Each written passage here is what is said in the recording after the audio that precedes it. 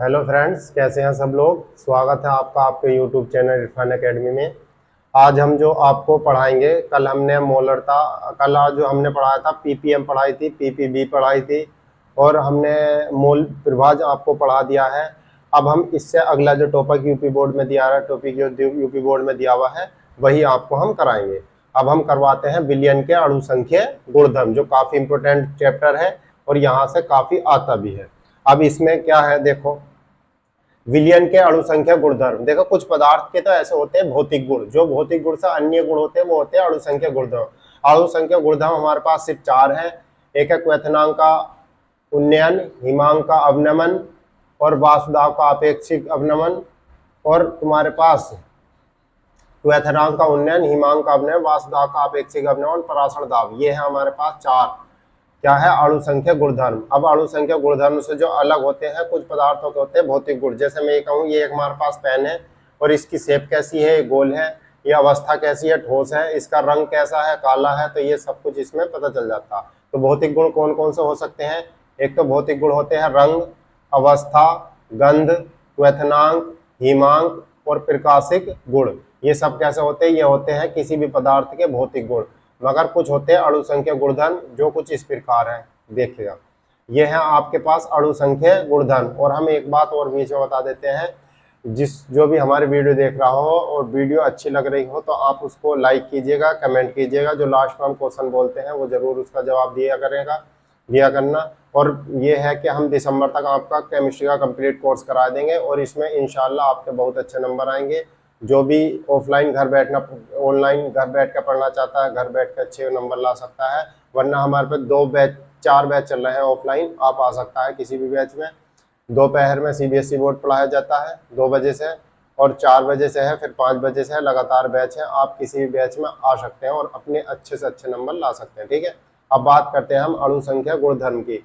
तो विलयन का वह गुण जो घोले गए मतलब विलय पदार्थ, विलयन का वह गुण जो घोले गए पदार्थ या विलय पदार्थ की मात्रा पर निर्भर करता है, क्या कहलाता है? अणु संख्या गुणधर्म कहलाता है। नोट, एक बात ध्यान रखेंगे, विलयन का जो अणु संख्या गुणधर्म होते हैं ये पदार्थ की मात्रा पर तो निर्भर करते हैं मगर पदार्थ की प्रकृति पर निर्भर नहीं करते। ठीक है ना, ये बात ध्यान रखेंगे। तो वे क्या होते हैं? अणु संख्या गुणधर्म होते हैं। अब अणु संख्या गुणधर्म है कौन से? वाष्प दाब का आपेक्षिक अवनमन, अच्छे करके नोट करके याद कर लेना।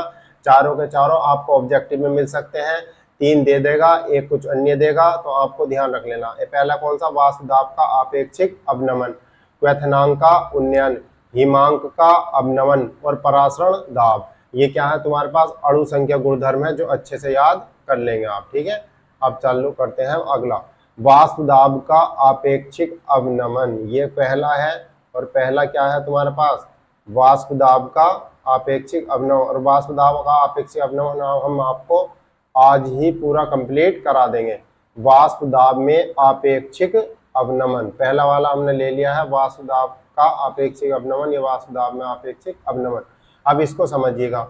सपोज करो हमने कोई बीकर लिया, उसमें हमने जल भर लिया, तो जल जो हो गया वो हो गया शुद्ध जल का वाष्प दाब। मगर हमने उसके अंदर कुछ अन्य पदार्थ मिला दिया तो उसका वाष्प दाब कैसा हो जाएगा? कम हो जाएगा। ठीक है, तो इसी अंतर को हम क्या कह देते हैं? वाष्प दाब में आपेक्षिक अवनमन कह देते हैं। तो इसका मतलब हो गया पी नोट बी माइनस के पी अपॉन में पी नोट बी बराबर एक्स। और ये किसके बराबर होता है? मोल प्रभाज के बराबर होता है। ये सूत्र याद रखना। अब ये पता होना चाहिए पी नोट बी बराबर क्या होता है? शुद्ध अवस्था में वाष्प दाब जो होता है पी नोट बी, और पी क्या होता है? विलयन का कुल वाष्प दाब, और एक्स होता है आपका मोल प्रभाज। ठीक है, तो ये सूत्र आप याद रखेंगे। और जब ये सूत्र आप याद रखेंगे तो हमारे पास ये है विलयन के वाष्प दाब व विलय के अणुभार में संबंध बताना है। तो विलयन के वाष्प दाब व विलय के अणुभार में आपको संबंध बताना है। तो इसके लिए हम क्या करेंगे? सपोज करो हमने विलय पदार्थ लिया और विलय पदार्थ का जो भार हो जाएगा WA हो जाएगा।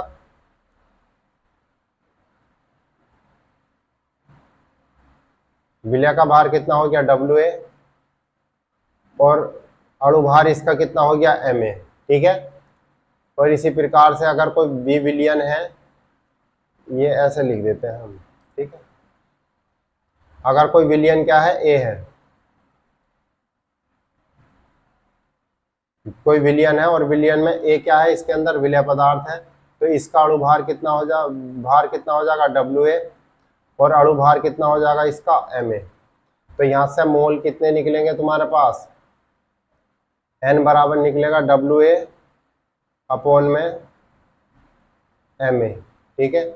यदि कोई एक B क्या है, विलायक पदार्थ है, तो उसका भार कितना हो जाएगा WA, और इसका अणु भार कितना हो जाएगा MA, और मोलों की संख्या यहाँ पर भी कितनी निकल जाएगी, NB बराबर ये हो जाएगा तुम्हारे पास WA अपॉन में कितना हो जाएगा MA।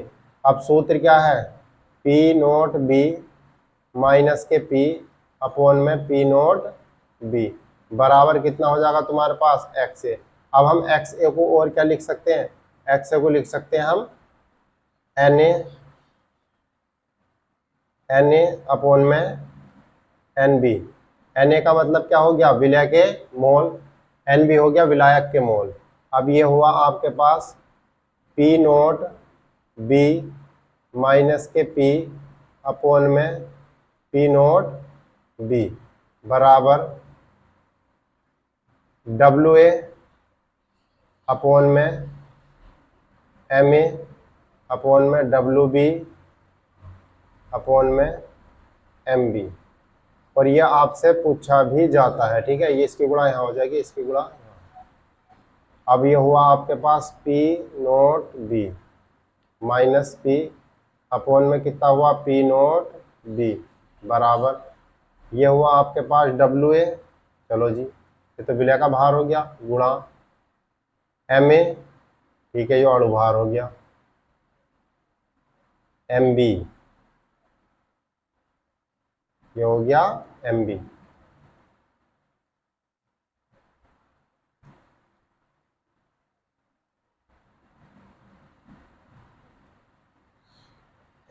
अब क्या रह गया आपका MA, और आपका बचा WB। अब हमको चाहिए क्या, विलय का अणु भार चाहिए, तो विलय का अणु भार तो MA होगा। तो जब हम इसको सूत्र बनाएंगे तो कैसे कैसे सूत्र बनेगा आपका, तो ये आपका सूत्र बनेगा MA बराबर इसकी पूरे की मल्टीप्लाई इधर हो जाएगी, जिसकी पूरे की मल्टीप्लाई इधर हो जाएगी, हो जाएगा P नोट B WA गुणा में MB और बटे में कितना हो जाएगा WB, और ये हो जाएगा तुम्हारे पास P नोट B माइनस के P। यही जो संबंध क्या कहलाता है तुम्हारे पास, विलय का अणुभार तथा वाष्प दाब में संबंध बताता है। इसको हम लिख लेंगे, ये क्या है तुम्हारे पास, विलय का अणुभार। और ये पूछा जाता है कि विलय का अणुभार तथा वाष्प दाब में संबंध बताओ, ठीक है। अब आप अच्छे से इसको कर लेना।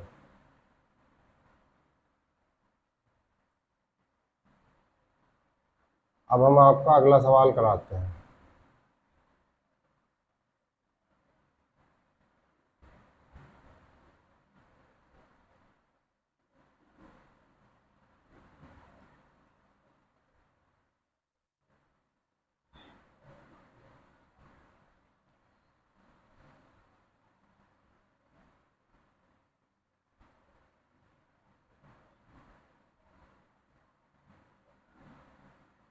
हाँ जी, अब हम करते हैं इसको,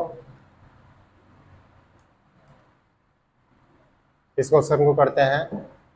180 ग्राम ग्लूकोज को 360 ग्राम जल में घोला गया विलयन का वाष्प दाब में आपेक्षिक अवनमन ज्ञात करो। चलो जी, पहले तो ऐसा करो, विलयन के वाष्प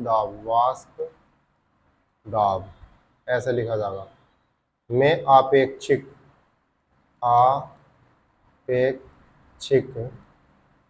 अवनमन ज्ञात करो, ऐसे लिख लेना, ठीक है ना बच्चे।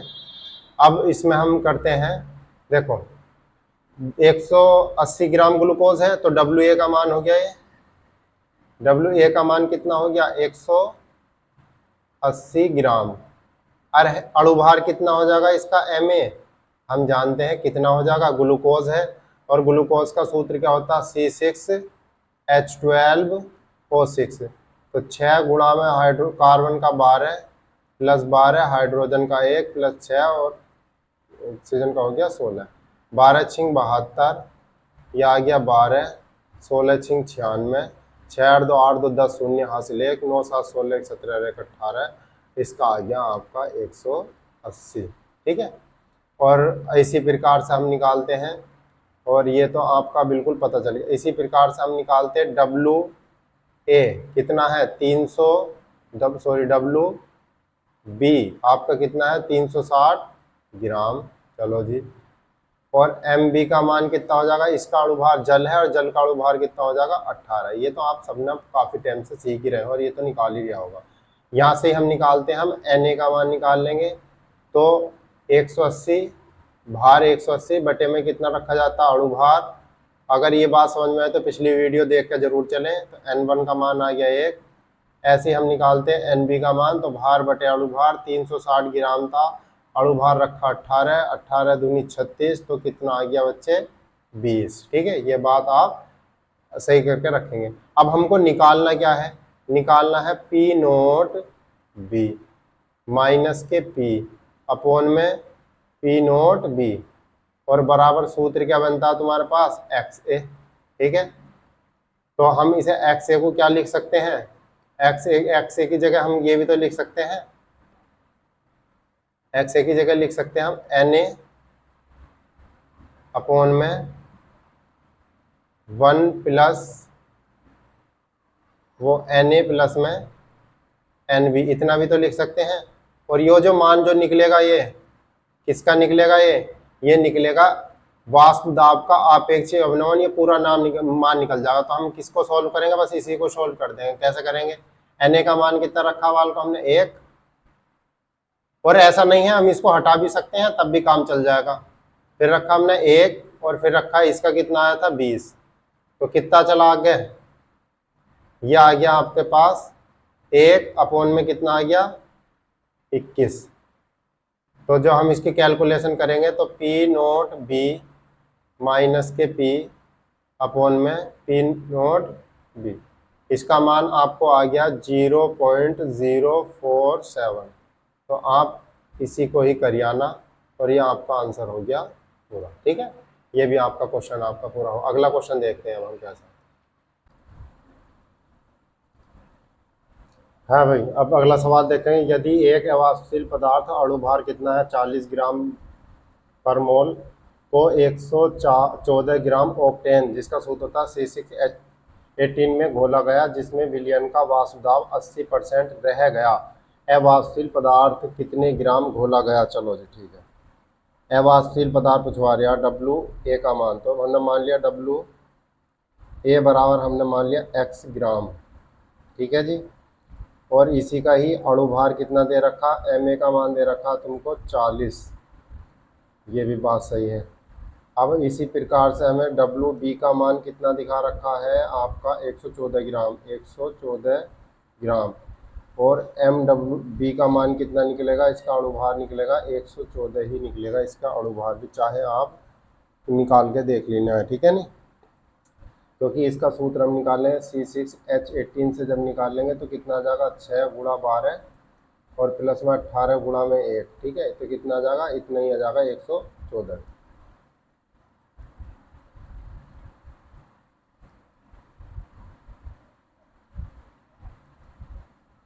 अब ये हो गया। अब यहाँ से हम निकाल लेते हैं Na का मान, तो Na का मान कितना निकलेगा x बटे में 40। यहाँ से हम निकाल लेंगे NB का मान, तो कितना निकलेगा 114 अपॉन में 114 बराबर कितना आ गया 1, ये आ गया आपका। ठीक है नहीं, अब हमें निकालना है। अब यहाँ देखो ये कह रहा है जिसमें विलयन का वाष्प दाब 80% रह जाता है, मतलब विलयन का वाष्प दाब रह जाता है 80%। विलयन का टोटल का वाष्प दाब P होता है, और ये किसका P नोट B का कितना रह जाता, 80% रह जाता, तो 80 बटे में कितना लगा देंगे हम 100। ठीक है, अब हमने ये लिख सकते हैं हम, जब इसे डिवाइड करेंगे तो लिख सकते हैं 0.8 P नोट B। चलो ठीक है, ये B की जगह हम P की जगह हम इतना रख सकते हैं। सूत्र क्या है आपके पास, P नोट अवाष्पशील पदार्थ कितने ग्राम घोला गया। चलो जी, P नोट B माइनस के पी नोट अपॉन में पी नोट बी बराबर कितना आ सकता है तुम्हारे पास, बराबर हमने लगा दिया एक्स ए, ये सूत्र होता है तुम्हारे पास, ठीक है नहीं। चलो अगली स्लाइड पे हम ये काम करते हैं। अब हमने क्या क्या ले लिया था, ये सूत्र लिख लिया था। सूत्र क्या है तुम्हारे पास, पी नोट बी माइनस के पी अपॉन में पी नोट बी बराबर कितना हो जाएगा तुम्हारे पास, एन ए अपॉन में एन बी। अब पी नोट बी अब पी की जगह हम क्या रख सकते हैं, वाल को पी की जगह रख सकते हैं हम 0.8 P note B, 0.8 P note B ये रखा जा सकता। अपॉन में कितना है, पी नोट बी बराबर ये हो जाएगा एक्स अपॉन में कितना कितना है, ये आ गया तुम्हारा एक्स अपॉन में 40, एक्स अपॉन में 40 और बटे में कितना आ गया 1। अब देखो इसका आगे कुछ भी ना तो एक तो लग रहा है, अब एक में से 0.8 घटाएंगे तो कितना आ जाएगा 0.2 पी नोट बी अपॉन में पी नोट बी बराबर कितना आ गया एक्स बटे में 40। इससे ये काट देंगे हम 0.2 बटे में एक्स अपॉन में 40। तो हम क्या निकाल लेंगे यहाँ से, एक्स का मान निकाल लेंगे। तो एक्स बराबर कितना आ जाएगा 0.2 गुणा 0.2 गुणा 40 कितना आ गया, एक्स बराबर 80। और एक अंक के बाद पॉइंट लगा देंगे तो कितना आ जाएगा 8 आ जाएगा, 8 ग्राम की ज़रूरत होगी, ठीक है। अब आपने ये कर लिया है, अब हम अगला सवाल करते हैं। अगले सवाल में कह रहा है 60 ग्राम यूरिया को 180 ग्राम जल में घोला गया, विलयन का वाष्प दाब क्या होगा। अच्छा, यदि शुद्ध जल का वाष्प दाब इसने दिखा रखा, तो मतलब इसका मान देखा रखा, पी नोट बी का मान दिखा रखा, कितना दिखा रखा है इसने 12.8 किलो पास्कल। चलो जी ये भी बात दिखा रखा। फिर उसने पूछा विलियन का वाष्प दाब, टोटल पी का मान मालूम करवा दिया है आपसे, और तुम्हारे पास डब्ल्यू ए का मान कितना दिखा रखा है 60 ग्राम, और इसी का ही मैं अणु भार निकाल लूंगा, यूरिया का अणु भार भी कितना आता 60। इसी प्रकार में डब्ल्यू बी का मान दिखा रखा 180 ग्राम। इसी प्रकार से एम बी का मान निकाल लेंगे तो आ जाएगा 18, क्योंकि जल का अणु भार कितना था 18। यहाँ से मैं एन ए का मान निकालूंगा, भार बटे में अणु भार, तो 60 बटे में 60 कितना आ गया 1, और एन बी का मान कितना निकालूंगा तुमसे 180 बटे में 18 कितना आ गया 10। चलो जी अब निकाल लें शुद्ध जल का वाष्प इतना, तो क्या लिख सकता हूँ, पी नोट बी माइनस के पी अपॉन में पी नोट बी बराबर एन ए अपॉन में एन ए प्लस में एन बी। चलो रखते हैं, पी नोट बी का मान कितना तुम्हारे पास 12.8 इतना ही तो है, माइनस के पी, ठीक है, कितना आ गया 12.8 बराबर एन ए का मान कितना रखेंगे हम 1। अगर हम मैं यहाँ कितना रख देता हूँ 1 और यहाँ कितना रख देता हूँ 10, तो 1 इसका हो गया 10 हो गया, टोटल कितना लिख सकता हूँ मैं इसे 11। अब मैं इसकी कैलकुलेशन करूँगा इसकी इधर, तो यह जाएगा 11 गुणा 12.8 माइनस के 11 पी बराबर हो जाएगा 12.8, और मैं इसको इधर उठा कर ले आता हूँ, 11 पी इधर ले जाता हूँ, तो 11 पी बराबर हो जाएगा तुम्हारे पास 11 गुणा में 12.8 माइनस के 12.8। चलो जी ये कितना है 11 पी बराबर 11 कॉमन 12.8 कॉमन ले लिया, यह है 12.8, ये क्या है तुम्हारे पास 12.8 हमने कॉमन ले लिया, कितना बचा 11 माइनस के 10, इतना ही तो बचा, ये 11 हो गया, माइनस का 1 बचेगा, सॉरी, क्योंकि हमने जब इसमें एलसीएम ले लेंगे तो यहाँ 11 बचा, यहाँ कितना बचेगा 1, तो कितना आ गया 11 पी बराबर 12.8 और गुणा में कितना आ गया 10, 11P बराबर यो आ गया, कितना आ जाएगा 128। P का मान जब हम 128 को किससे भाग करेंगे 11 से, हम किससे 11 यहाँ करते हैं, 11 से किसको भाग करेंगे हम 128 को। 11 करना 11 हुआ बच्चे, एक बचा, 8 उतार लेंगे, फिर 11 करना 11, 7 बचे 0, फिर आ जाएगा तुम्हारे पास 11 छंग 66, समथिंग आ जाएगा P बराबर 11.6। इसका भी मात्रक क्या आ जाएगा किलो पास्कल, किलो पास्कल इसका मात्रक हो गया। 2 सवाल आपके ये भी हो गए, ठीक है। बस आप जितना मैं करवा दूं उतना ही कर लेना, इसके अलावा एक्स्ट्रा आपको पढ़ने की ज़रूरत बिल्कुल भी नहीं। एक सवाल और आपका रह गया है, ये काफ़ी इम्पोर्टेंट सवाल है ये भी, इसके सवाल को हम करते हैं, ठीक है। नहीं, इस सवाल को करते हुए कह रहा 298 केल्विन पर शुद्ध जल का वाष्प दाब 23.8 mmHg है। 850 ग्राम जल में 50 ग्राम यूरिया घोला गया। चलो ठीक है, इस विलयन के लिए जल के वाष्प दाब एवं आपेक्षिक जल के वाष्प दाब एवं इसके आपेक्षिक अवनमन ज्ञात के जल के वाष्प दाब एवं इसके क्या करने आपेक्षिक अवनमन ज्ञात करना है। बहुत इंपॉर्टेंट सवाल है, करते हैं चलो इसको। तो अब यहां देखेंगे भाई, जल का वाष्प दाब कितना दिखा रखा, जल का वाष्प दाब अब ये दिखा रखा आपको P, जल का वाष्प दाब देखा P नोट B, इसका मान दिखा रखा आपको 23.8, ये मैं दिखा रखा mm और ये दिखा रखा आपको Hg। चलो जी, 850 ग्राम जल में 50 ग्राम यूरिया घुला है। 850 ग्राम जल में, और क्या पूछा विलयन का पूछा, ये होता P बराबर होता कुल वाष्प दाब। अब ये यहाँ पर क्या क्या मान दे रखा, 850 ग्राम जल में 50 ग्राम यूरिया घुला है।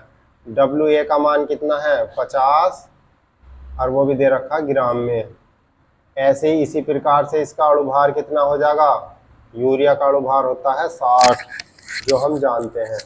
इसी प्रकार से WB का मान कितना आ गया 850 ग्राम जल, और किसमें घोला हुआ यो MB 850 ग्राम जल है, तो इसका अणुभार आ गया तुम्हारे पास 18। अणुभार कितना आ गया इसका 18। ओके, अब हम इसकी कैलकुलेशन करते हैं। यहाँ से हम अगर Na का मान निकालना तो कितना आ गया 50 बटे में 60,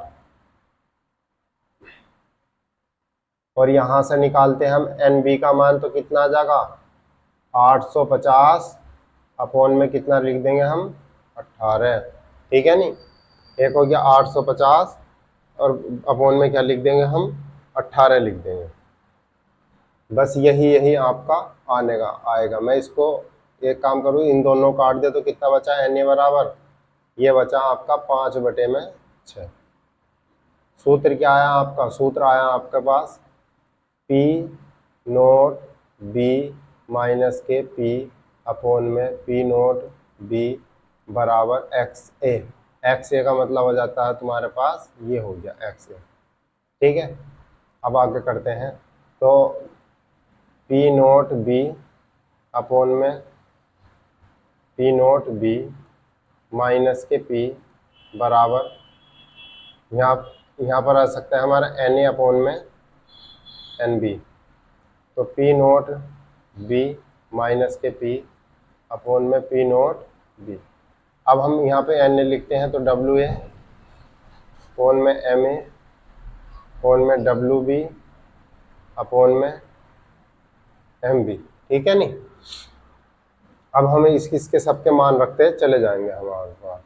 अब इसकी मल्टीप्लाई तो हम यहाँ कर सकते हैं, और इसकी मल्टीप्लाई कहाँ करेंगे, यहाँ कर देंगे। तो अब हम यहाँ देखते हैं P नोट B का मान कितना, P नोट B का मान है 23.8, यहाँ रखा हमने 23.8 माइनस के P अपॉन में 23.8।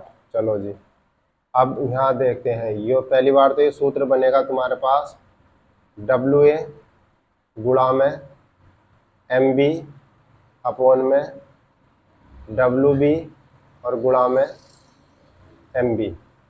तो अब ये हो गया। अब इसमें WA का मान 50 और WA का मान 50 और WA का मान कितना है तुम्हारे पास? WA का मान है 50 गुणा में MB का मान कितना है? MB का मान है 18। अब यहाँ देखो WB का मान कितना है? WB का 850 और MB का मान कितना आपके पास? MB का मान है 18। MB का मान 18, इसकी गुणा तो यहाँ हो जाएगी, ये हो जाएगा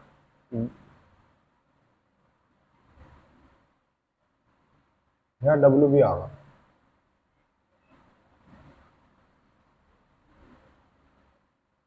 WA MB, ठीक है।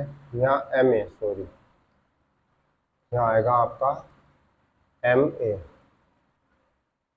MA और यहाँ तो आ गया MA और आ जाएगा तुम्हारे पास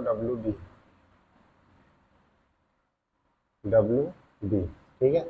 मैं इसमें साफ कर देता हूँ, कभी कुछ गलती हो गई होगी। देखते हैं, WA का मान है आपके पास 50, तो WA का तो मान हमने रखा है यहाँ पर 50 गुणा MB का मान कितना है? MB का मान है 18, ये हमने रख देते हैं 18 अपॉन MA का मान है 60, WB का मान कितना है? WB का मान है 850 बराबर का मान निकालना है 23.8 माइनस के P अपॉन में 23.8। इन दोनों 2 जीरो से 2 जीरो कट गए, 6 18 हो गया। कितना बचा ऊपर? अगर हम करते हैं तो ये हुआ 23.8 माइनस के P अपॉन 23.8 बराबर कितना कट गया? 0 से 0 कट गया, 6 18 हो गया, ठीक है। और 5 से काटते हैं, 17 पंजे 85, इतनी बार कट गया। अब आपका बचा 3, नीचे बचा है 170। कैलकुलेशन कर देंगे, इसकी इधर और इसकी इधर कर देंगे, ठीक है। नहीं, आज जब हम कैलकुलेशन करते हैं तो ये आ जाएगा तुम्हारे पास 23.8 माइनस के P ब्रैकेट 170 बराबर 3 गुणा में 23.8। इसके अंदर मल्टीप्लाई करेंगे और फिर इसकी इसमें गुणा करेंगे तो कितना आ जाएगा? जब मैं इसके अंदर मल्टीप्लाई करूंगा तो ये आ जाएगा तुम्हारे पास, ये आ जाएगा 40 46। अगर इसकी मल्टीप्लाई करते हो तो आप करके देख लेना, ये आ जाएगा 17.5। और जब मैं अब इसकी कैलकुलेशन करते हैं तो कितना आ जाएगा? ये जब 3 के दिन 3 8 24 के 84 लगाए, 3 का 3 3 8 24 के 4 ऐसे लगे, 3 8 24 के 4 3 दूनी 6, ये आ जाएगा तुम्हारे पास 71.4।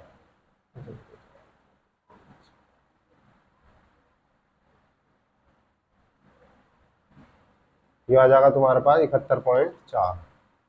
अब हम क्या करेंगे, इसको इस साइड ले आएंगे उठा के, ये कितना आ गया? हम यह मान निकाल लेंगे 170। P का मान कितना निकलेगा? ये निकलेगा 40 46 माइनस के 71.4, ठीक है बच्चे। और P का जो मान निकाल लेंगे, जब हम इसमें से ये घटा देंगे तो आ जाएगा तुम्हारे पास 39.74.6, ये आ गया। और अपॉन में कितना आ जाएगा? 170। तो P का टोटल मान कितना आया? 23.38 mmHg, ये आ गया। अब ये किस चीज़ का है तुम्हारे पास? विलय का है। तो हम देखो, अगर मैं सॉरी विलियन का निकालता हूं तो विलियन जो आंसर में लिखना आपको, विलियन में वाष्प दाब, और जब विलियन में वाष्प दाब निकालेंगे तो कितना आ जाएगा, जो ये आया है तुम्हारा कितना 23.38 mmHg, ये हो गया। ओके, अब निकालना वाष्प दाब में अवनमन, बस खाली वाष्प दाब में अवनमन, वाष्प दाब में अवनमन। तो विलयन के वाष्प दाब में से विलय का वाष्प दाब हम घटा देंगे, तो कितना है तुम्हारे पास, वाष्प दाब में अवनमन 2380 था, ये कितना था शुद्ध जल का था कितना 23.80, अब घटा दिया जाएगा 23.38, आंसर कितना आ जाएगा 0.42 mmHg।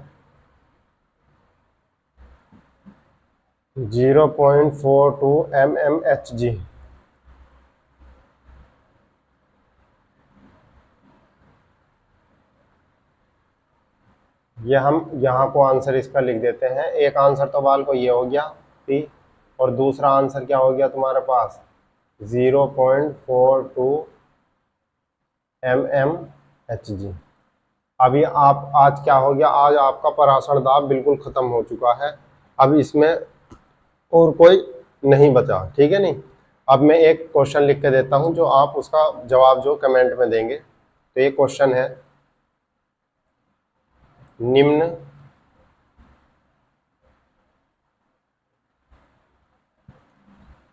लिखित में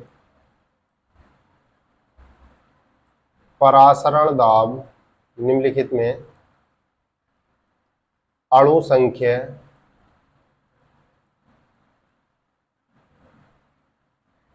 गुणधर्म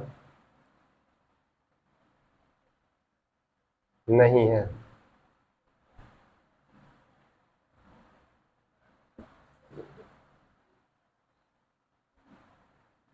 नहीं है। नंबर 1 लिखा हमने, क्वथनांक में उन्नयन। दूसरा है हिमांक में अवनमन, हिमांक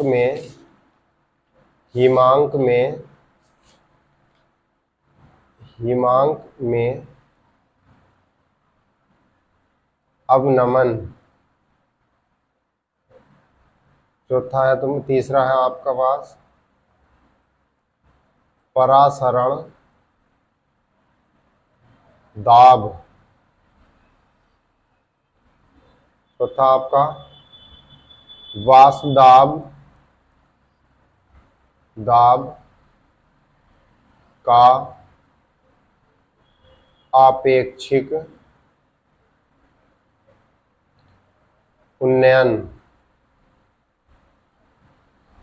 तो आप इसमें से ध्यान से पढ़ना और गौर करके बताना कौन सा है इसके अंदर ऑप्शन सही, और आप इसका जवाब जो है कमेंट में दे देना, और जो भी आप कमेंट करेंगे उसका मैं जवाब सभी का दूंगा, ठीक है ना। ये हिमांक में अवनमन लिख रहा हूँ।